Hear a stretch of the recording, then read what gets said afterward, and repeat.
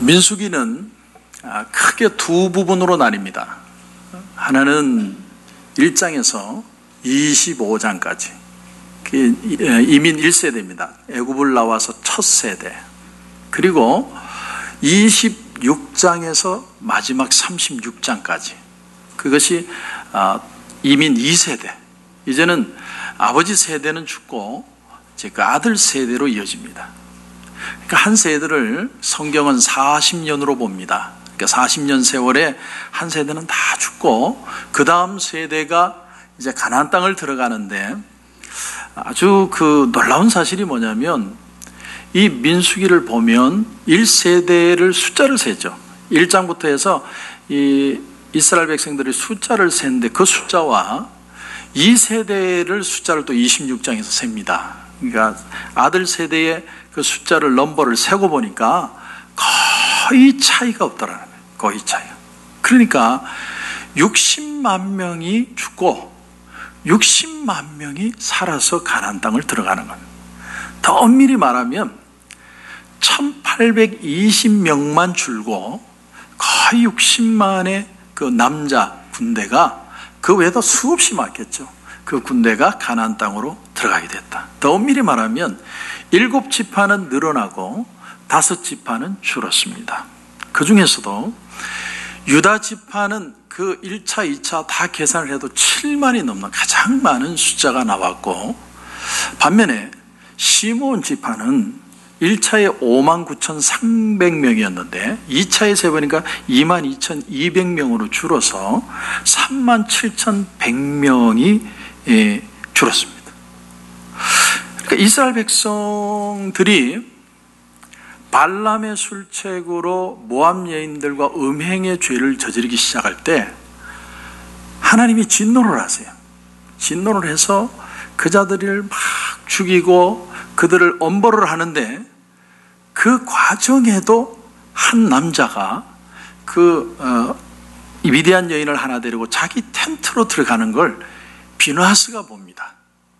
비느하스가 쫓아 들어가서 그 남자와 여자의 등을 꿰뚫어 버려요. 그들을 죽였는데 그 순간에 하나님의 진노가 멈춥니다. 근데 그 남자의 이름이 나오는데 이름이 뭐냐면 시므리라는 사람이에요. 근데 민수기 25장 14절에 보면 이런 말씀이 나옵니다. 그 시므리는 시므온의 조상의 가문 중 한 지도자였다. 그 시므온 지파였다는 거예요.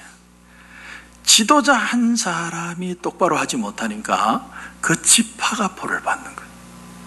여기서 우리가 깨닫는 게 뭐냐면 하나님 나라의 가장 중요한 핵심은 한 사람 개념이라는 거예요. 한 사람.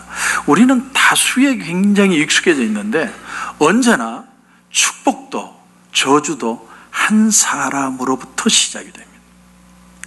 아간이라는 한 사람이 도둑질을 하는 바람에 아이성에서 참패를 하고 하나님이 아브라함을 부르시고 요셉을 통해서 애굽에서 살리시고 모세를 통해 인도하면서 이스라엘 백성을 만들어 가십니다. 인간 세계는 다수의 횡포로 소수가 무시를 당하지만 하나님 나라는 언제나 그 의인 한 사람을 찾습니다. 한 사람. 그러면 유다 지파는 왜 그렇게 축복을 받았느냐? 유다는 원래 뜻이요, 찬양이라는 뜻입니다. 찬양. 제 이름이 원래 이을승 찬양할 찬자입니다. 그러니까 너는 영원히 찬양하라고 지어졌는데 유다 이름이 한국식으로 번역하면 승찬이 되는 거죠. 맞죠? 그래서 누가 먼저인지 모르겠지만 이건 제 해석입니다. 왜 유다 지파가 축복을 받느냐? 유다는요, 형제들이 요셉을 죽이려고 할 때 극구 말렸던 사람이 유다입니다. 그런가 하면 유다는 자기 며느리를 속였어요. 첫째 아들이 죽고 나서 둘째 아들을 거기에 들였는데 둘째 아들도 죽고 셋째 아들까지 죽을까 봐 셋째 아들을 이렇게 감추어뒀는데 나중엔 그 며느리가 속여서 시아버지와 그런 동침을 하는 사건이 일어납니다. 근데 그 며느리가 임신을 하고 나니까 너무 시아버지가 화가 나가지고 끌어내서 불에 태워 죽여라. 그때에 이 며느리의 고백을 통해서 자기가 저지른 범죄를 알게 돼요. 그러고 난 뒤에 유다의 다른 점이 뭐냐면 그 며느리를 다시는 보지 않을 뿐만 아니라 그 씨를 받아들입니다. 자기 자식을 통한 씨가 아니라 자기를 통한 불륜의 씨앗이지만 받아들이는 거죠. 그러면서 깊이 회개합니다. 유다는 다시는 내가 이렇게 살아서는 안 되겠다고 깨닫고 다시 형제들에게로 돌아옵니다. 훗날 가나안 땅에 들어가서 이제는 모세도 죽고 여호수아도 죽고 다 죽고 난 뒤에 이제 지도자가 없는데 이스라엘 백성들이 하나님 앞에 기도를 합니다. 하나님, 누가 전쟁을 할까요? 전쟁에 누가 앞장서야 되겠습니까? 그때 하나님이 그들의 기도에 대답을 하시는데 뭐라고 그러시냐면 유다 지파를 앞세워라. 훗날의 국가의 명칭도 유다가 됩니다. 그런가 하면 다윗도 유다 지파고 예수님도 유다 지파입니다. 제가 왜 본문 초대에 이렇게 많은 얘기들을 먼저 얘기를 하느냐면 하나님 나라의 핵심은 언제나 한 사람으로부터 시작합니다. 한 사람. 그런 의미로 오늘 이제 27장을 보는데 26장부터는 이민 2세대입니다. 완전히 다른 세대. 이들은 하나님의 기적을 본 적이 없는 사람들이에요. 그런 가운데 한홍 목사님의 슬로보아스의 딸들이라는 그 설교를 듣으면서 제가 굉장히 인사이트를 받았어요. 그래서 그분의 설교를 조금 제가 중심으로 해서 느끼고 깨달은 것을 같이 나누려고 합니다. 그분 얘기가 이겁니다. 26장부터 마지막 장까지 이민 2세대를 얘기를 하는데 왜 27장에서 슬로보아스의 딸들에 소개되고 나면 끝이 나야지 36장 마지막 장에 가면 또 슬로보아스의 딸들 얘기가 또 나옵니다. 왜 나오느냐는 거예요. 원래 모든 얘기의 말미에는 수고한 사람들, 땀 흘린 사람들, 그들의 이름을 알리면서 참 하나님의 나라를 위해서 수고했다, 그렇게 끝나야 멋있는 거지. 왜 36장에 가서 또 슬로보아스의 딸들을 얘기하다가 딱 끊겨버려요. 마치 도마뱀 꼬리 자르듯이 툭 잘려버렸습니다. 이 민수기를 적은 사람이 누굽니까? 모세죠. 모세가 그런데 이유 없이 이렇게 적은 것이 아니라 분명히 이유가 있을 것이다. 그게 인사이트예요. 잘 본 관점이죠. 특별히 이스라엘 백성들에게 이제 가나안 땅을 분배를 하시는데 땅이라는 건 원래 이스라엘 백성들은 아들들에게만 전수를 합니다. 그런데 슬로보아스의 딸들이 이 문제를 모세 앞에 나와서 거론하고 나서는 겁니다. 그게 오늘 3절, 4절이죠. 한번 보시면 우리 아버지가 광야에서 죽었으나 여호와를 거슬러 모인 고라의 무리에 들지 아니하고 자기 죄로 죽었고 아들이 없나이다. 어찌하여 아들이 없다고 우리 아버지의 이름이 그의 종족 중에서 삭제되리까? 우리 아버지의 형제 중에서 우리에게 기업을 주소서. 그러니까 우리 아버지가 무슨 반역을 짓고 그렇게 한 게 아니라 자연사 하셨는데 그렇게 살다가 명이 다해서 돌아가신데 왜 딸이라는 이유만으로 아버지의 기업을 물려주지 않느냐? 여자라는 이유만으로 왜 우리는 땅을 소유할 수 없느냐? 어떻게 보면 멋있고 어떻게 보면 당돌하고, 그렇죠? 근데 놀라운 사실은 이 여인들의 요구에 대해서 하나님이 답을 주시는데 모세를 통해서 주시는 답이 7절입니다. 그 7절을 여러분 또 보시면 슬로보아 딸들의 말이 옳으니 너는 반드시 그들의 아버지의 형제 중에서 그들에게 기업을 주어 받게 하되 그들의 아버지의 기업을 그들에게 돌릴지니라. 슬로보아 딸들의 손을 들어준 거야. 야, 여자도 대를 이을 수 있다. 이렇게. 그러면 여기서요, 질문이 생기게 돼요. 질문. 무슨 질문이 생기냐면, 그러면 처음부터 하나님이 완벽하게 법을 만들지 왜 와가지고 빈군형이 생긴 것처럼 누구가 얘기를 하니까 맞아 근데 깜빡했네, 그래 그것도 애다 하자, 이런 식으로 왜 법이 만들어지느냐 하는 거예요. 그렇죠? 오늘 본문에는 이게 참 중요한 어떤 핵심이 있습니다. 이 속에 하나님이 이렇게 하심의 모습 속에 앞으로 들어갈 가나안 땅에서는 어떻게 살아갈 것인가의 마인드가 나옵니다. 그러니까 이 슬로바앗의 딸들을 통해서 우리에게 무언가를 보여주길 원하는 거죠. 왜 하나님은 허점이 있는 것처럼 하면서까지 번복하면서 하는 것처럼 이렇게 하나님이 보여주시고자 하는 오늘 본문을 통한 우리에게 교훈이 뭐냐 하는 거예요. 우리는요, 오늘도 정해진 법 테두리 속에 삽니다. 우리가 이민 와가지고 살면서 어떤 때는 좀 억울해도 이 법 속에 삽니다. 할 수 없지. 다 그렇게 사는 거야. 어떤 때는 체념하면서 삽니다. 그런 우리에게 오늘 슬로보앗의 딸들의 행동이 우리에게 주는 처음 도전이 뭐냐면 신앙이라는 것은 용기라는 거예요. 그런데 가능성을 찾는 용기입니다. 다시 말하면 창조적인 용기입니다. 언젠가 어느 성도님 댁에 신방을 갔더니 얘기를 많이 나누고 식사하고 난 뒤에 아들을 부르셨어요. 아들이 이제 밖에 있었는데 전화를 해서 불렀습니다. 그 아들을 데리고 와서 이 아들이 이제 허리도 좀 아프고 또 신앙에 대해서 스트러글도 하고 목사님이 좀 이렇게 상담도 해주시고 기도도 해주시면 좋겠다. 벌써 이렇게 부담이 확 오더라고요.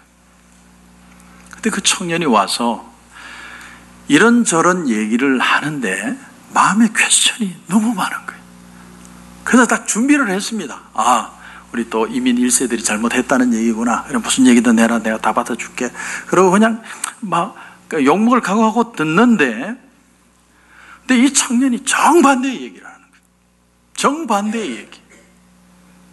아이들이 대학을 가면 대학을 가서 다들 교회에서 뭐 자기들 좋아하는 교회도 찾아가고 예배도 드리고 찬양도 하고 기도도 하고 뭐 선교도 하고 익사이딩하게 하는데 그렇게 열심인 것처럼 보이는데 평일에는 다 나쁜 짓 하고 술 먹고 약하고.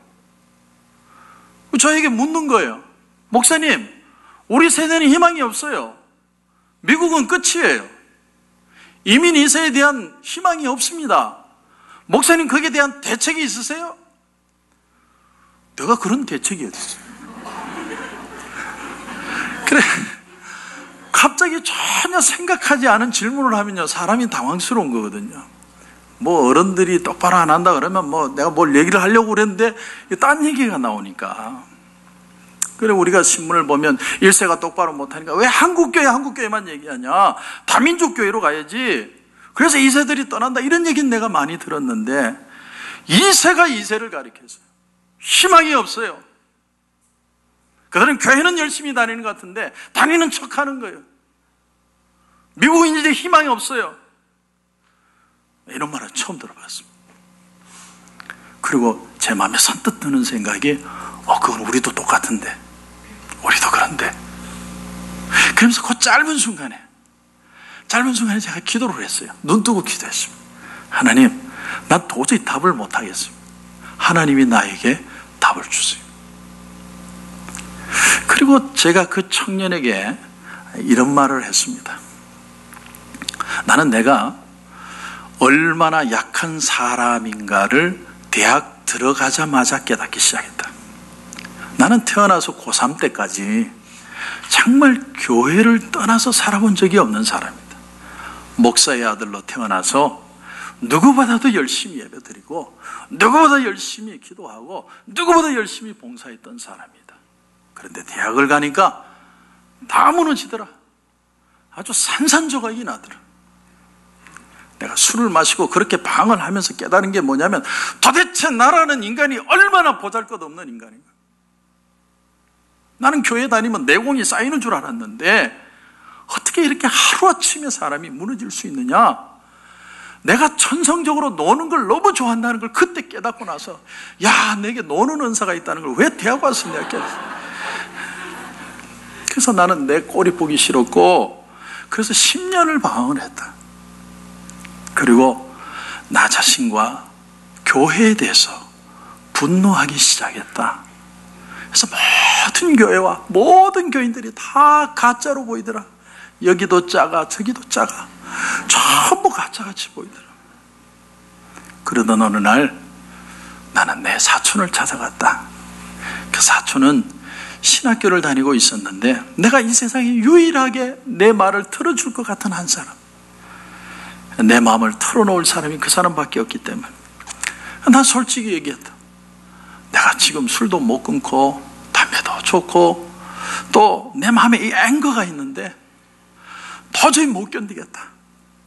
나는 이걸 끊지 못하고 또 교회를 보면 볼수록 화가 나는데 내가 어떻게 하면 좋겠느냐. 그랬더니 그 사촌이 저에게 조용히 하는 말이 계속 담배 피라고 술도 마시라고. 난 그 말을 듣는데 난 태어나서 그런 말을 이렇게 편안하게 해주시는 분을 처음 만나요. 너무 좋은 거 있죠. 너무 좋은 거. 어떻게 이렇게 참 진리의 말씀을 할 수 있어요.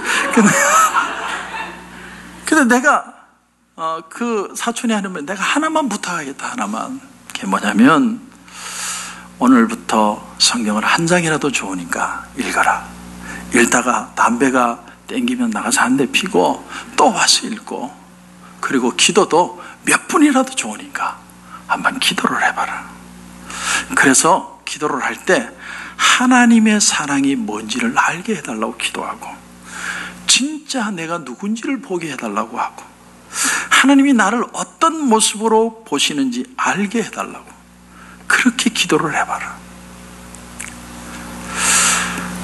저는 사실 그 청년이죠. 30대인데 그 청년을 만나면서 사실은 아이러니하게도 제 마음에 희망이라는 단어를 떠올렸습니다. 희망. 왜냐하면 모든 사람들이 배를 타고 떠내려가는데, 조금 있으면 폭포인데 다 떠내려 죽을 것인데 한 사람이 손을 들고 우리 이대로 떠내려가면 죽습니다 얘기하는 한 사람이 있다는 게 나는 희망으로 느껴졌어요. 그래서 그 청년에게 이렇게 말을 했습니다. 나도 이 세상에 희망이 없다고 생각하는 사람, 교회도 희망이 없다고 생각합니다. 그러나 하나님에게는 희망이 있습니다. 성령님은 우리를 만질 수 있습니다. 아무리 악한 시대를 살아도 하나님의 은혜는 계속되어 왔습니다. 한 사람을 통해서. 나도 나를 아직도 목사라고 생각하기에는 버거운 사람입니다. 그리고 매일같이 나는 자격이 없다고 생각하는 사람입니다. 그러나 하나님은 희망이 있으십니다. 하나님께는 방법이 있습니다. 그래서 나는 이 길을 계속 가는 겁니다. 그리고 이런 말도 해줬어요. 형제님 마음속에 이런 의로운 분노가 있다는 게 나는 참 감사합니다. 모두가 다 자기가 잘난 맛에 자기 문제 없다고 생각하며 사는데 안타까운 마음을 가지고 그렇게 생각하는 한 사람이 있다는 게 참 고맙습니다. 그 마음을 하나님이 귀하게 여겨주실 겁니다. 그러므로 이제 형제님하고 나하고 같이 하나님 앞에 기도합시다. 이 미국을 살려달라고. 그리고 형제님도 형제님을 하나님이 얼마나 사랑하고 계시는지 알게 해달라고 기도하십시오. 그리고 우리 이세를 버리지 말아달라고 기도합시다. 하나님이 그 형제님의 마음을 사용하여 주실 것입니다. 그 청년이 감동을 받았는지 한 귀로 듣고 흘려버렸는지 저는 모릅니다.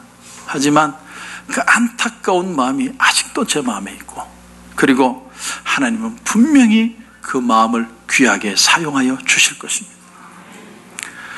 우리가 왜 예수를 믿고 왜 교회를 다니는지를 분명하게 알아야 됩니다. 여러분, 성경에 대한 지식을 하나 더 알기 위해서 교회 오는 거 아닙니다. 그거는 구글 두드리면 다 나오고요. 유튜브 보면 백목사보다 설교 잘하는 사람 무수히 많습니다. 거기에 좋은 정보 많은데 뭐 하려고 교회에 오십니까? 그러나 성경은 계속해서 우리에게 질문하는 게 하나 있습니다. 그게 뭐냐면, 너 자신의 눈으로 너의 틀 속에서 이 세상을 볼 것이냐, 아니면 하나님 안에서 나의 가치를 보고 이 세상을 바라보겠느냐, 이겁니다. 그래서 신앙적인 마인드와 긍정적인 마인드는 다릅니다.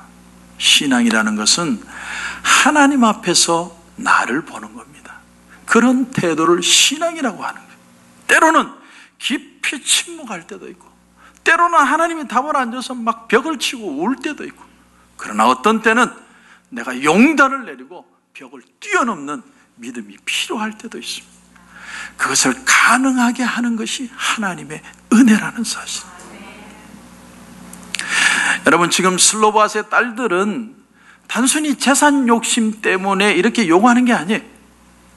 자기 지파에게 주신 이 하나님의 기업을 어떻게 해서든 지키겠다는 그 마음을 하나님이 기쁘게 여기신 거예요. 이건 단순한 재산 욕심이 아닙니다.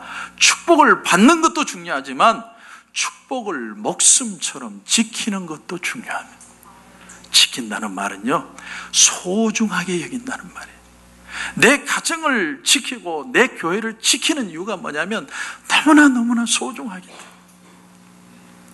에스더가 죽으면 죽으리이다 하고 아하수에로 왕에게 나갈 수 있었던 이유는 뭐냐면 자기 동족이 그만큼 가치 있는 동족이라고 여겼고, 또 그 동족과 함께 하시는 하나님의 은혜가 가장 귀하다고 여겼기 때문에 그렇습니다. 그러므로 에스더서 마지막에 보면 에스더가 왕후를 계속 잘 지냈는지, 폐위됐는지, 아수르 왕이 어째 됐는지 아무 얘기도 안 나옵니다. 역으로 얘기하면 그것은 핵심이 아니라는 거예요. 하나님 나라의 핵심은 얼마나 하나님의 마음을 알고 그 길을 가는 사람이 있느냐는 거예요. 아직 요단강을 건넌 게 아니에요. 슬로와 딸들이 지금 눈에 보이지 않고 취하지 않은 땅이에요. 지금 들어가서 싸워서 얻어야 되는 땅입니다. 하지만 그들은 믿음의 반열에 꼭 끼고 싶었다라는 거예요. 믿음의 자리에는 우리는 소외자들이 되고 싶지 않다. 그러므로 이 마음을 받아달라. 하나님이 그 마음을 기쁘게 여기셨습니다.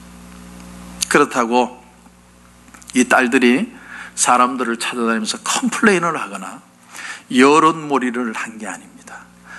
말이야, 여자들 알기를 이상하게 알고 말이야, 여자를 천하게 여기고 이게 어떻게 하나님이냐, 이런 소리 안 해요. 전혀 제도에서 말하지 않고 5명의 딸이 딱 마음이 일치를 해서 우리는 한 마음으로 하나님께 간구하였다. 믿음의 간구. 의인의 간구는 역사하는 힘이 많으니라. 이제 가나안 땅에 들어가서 정말로 필요한 게 있다면 바로 이 마음이라는 거예요. 이 마음으로 가나안 땅을 성취하고 쟁취하지 않으면 너희들이 아무리 가지고 싶어도 가지지 못한다. 하나님이 그것을 보여주길 원하시고 그것을 기뻐하셨다는 사실입니다. 저와 여러분에게도 그런 역사가 있기를 주님의 이름으로 축원합니다. 그런데 조금 더 갈게요. 조금 더. 여기서 하나 더 중요한 의미가 뭐냐면, 성경은 27장에만 슬로바스의 딸들을 얘기하는 게 아니라 다시 36장에 슬로바스의 딸들 얘기가 또 나옵니다. 왜 나올까? 근데 36장을 넘어가 보면 슬로바스의 딸들이 속해 있던 므낫세 지파의 수령들이 모세를 찾아. 그래서 민수기 36장 2절부터 한번 보십시오. 2절부터 보시면, 이르되 여호와께서 우리 주에게 명령하사 이스라엘 자손에게 제비 뽑아 그 기업에 땅을 주게 하셨고, 여호와께서 또 우리 주에게 명령하사 우리 형제 슬로보앗의 기업을 그의 딸들에게 주게 하셨은즉, 그들이 만일 이스라엘 자손의 다른 지파들의 남자들의 아내가 되면 그들의 기업은 우리 조상의 기업에서 떨어져 나가고 그들이 속할 그 지파의 기업에 첨가되리니, 그러면 우리가 제비 뽑은 기업에서 떨어져 나갈 것이요 이스라엘 자손이 희년을 당하여 그 기업이 그가 속한 지파에 첨가될 것이라. 그런즉 그들의 기업은 우리 조상 지파의 기업에서 아주 삭감되리이다. 무슨 말이냐면, 슬로보앗의 딸들이 이제는 자기 마음에 눈에 딱 느낌이 오면 그 남자하고 결혼할 수 있다라는 거예요. 이제 누구든 찍을 수 있어요. 근데 그 남자가 같은 므낫세 지파가 아니고 다른 지파의 남자가 되면 그 남자가 슬로보앗 딸들의 재산을 컨트롤할 수 있다는 말입니다. 마치 리버사이드 시장이 이스트베이를 컨트롤하는 거하고 똑같아요. 그런데 그게 50년이 지나면 그것을 완전히 굳힐 수 있는 거예요. 완전히 자기 땅이 되는 거예요, 희년에. 그러면 우리 땅 다 뺏기고 어떻게 됩니까?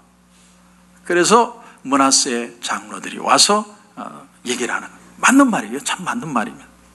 그런데 한편으로 여러분 생각해 보세요.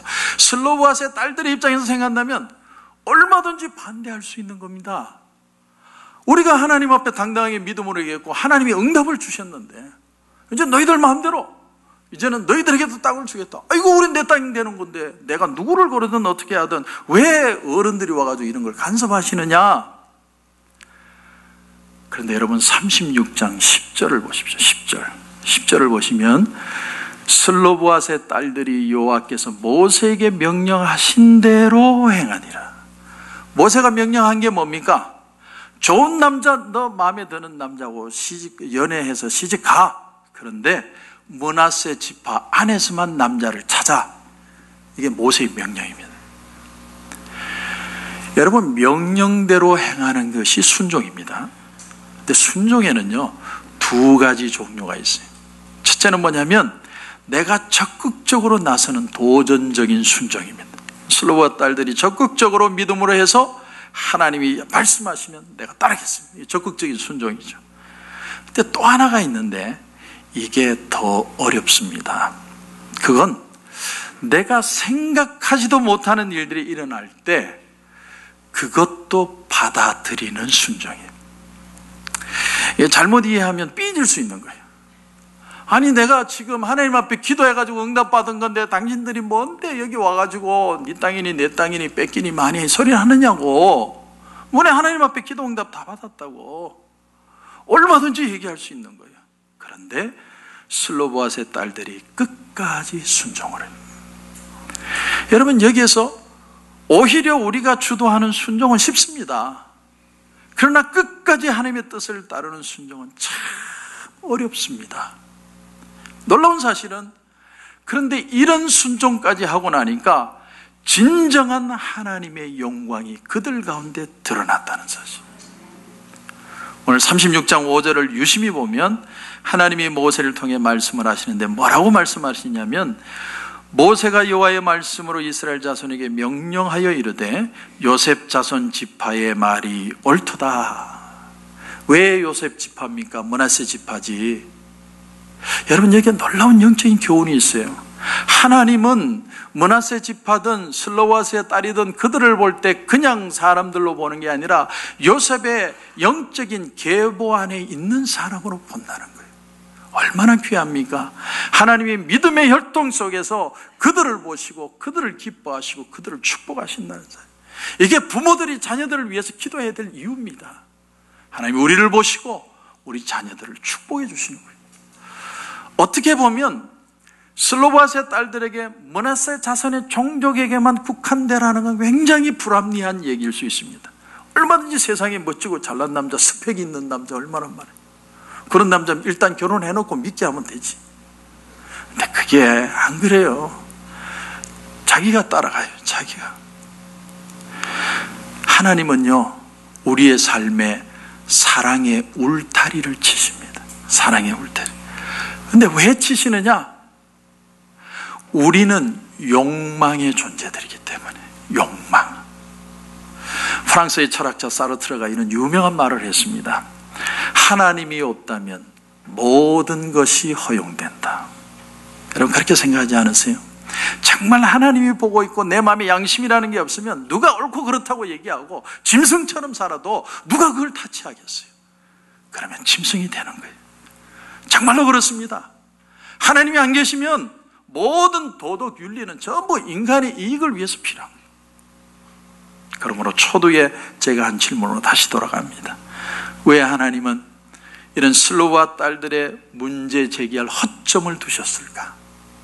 또 순종 후에도 므낫세 지파 전체에게 하나님은 다시 응답을 하셨을까? 우리가 깨닫는 아주 귀한 영적인 교훈은 하나님은요 믿음의 사람 한 사람의 고백을 보시고 그 공동체를 축복하신다. 여러분, 우리 한 사람만 축복받는 게 아니에요. 하나님은 우리 교회를 축복하시는 줄 믿습니다. 우리가 2세들을 볼 때 참 답답할 때가 많죠. 1.5세들은 형이 되어주고 친구가 되어서 그들의 얘기를 들어줘야 된다고 얘기하고, 1세들은 가르쳐야 된다, 똑바로 가르쳐야 된다, 이렇게 얘기하고. 그러나 하나님이 하나 되게 하시고 축복하는 방식이 뭐냐면, 언제나 포기하지 않고 믿음에 설 수 있는 용기와 결단을 가지고 기도하는 사람, 그 한 사람을 통해서 2세를 축복해 주시는 거예요. 하나님은 공동체를 축복합니다. 저는 교육부의 교육자를 뽑을 때마다 참 마음이 참 무거울 때가 많습니다. 코로나에 우리 교육자를 뽑으면요, 시골이라서 안 온대요. 그래, 플로트는 30분이면 오는데 무슨 시골이냐고, 오시라고. 근데 큰 교회는 가는데 작은 교회 안 간대요. 그럴 때마다 저는 하나님 앞에 이렇게 기도합니다. 하나님, 하나님의 사람을 보내주십시오.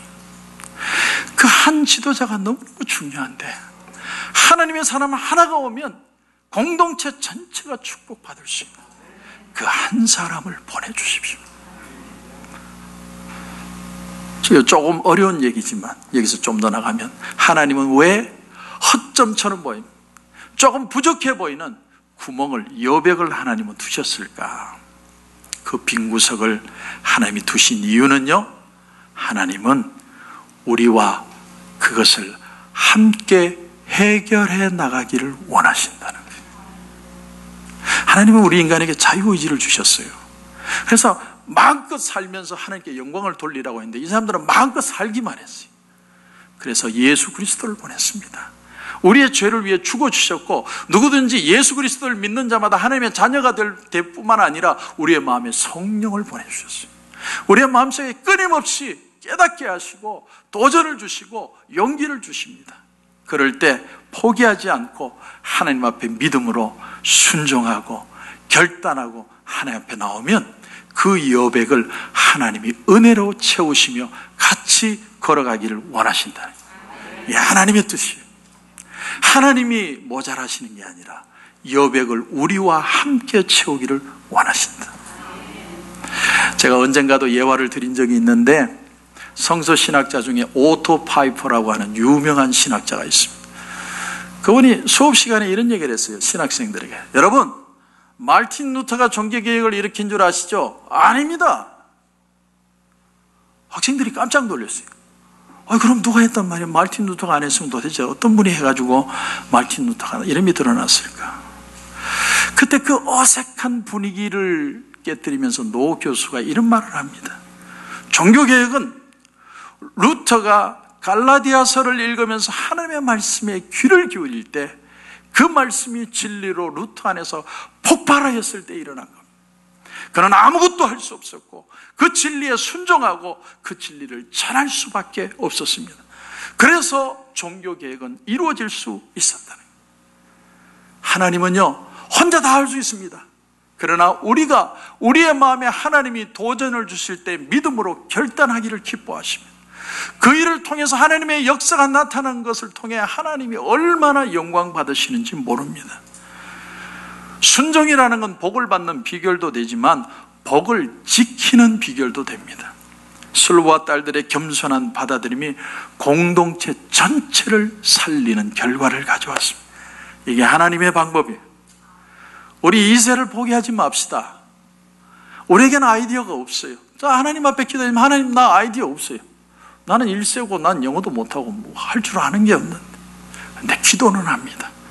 그 의인 한 사람이 되어서 내가 기도하고 하나님 앞에 매달려서 우리 공동체가 2세가 축복받게 하여 주옵소서.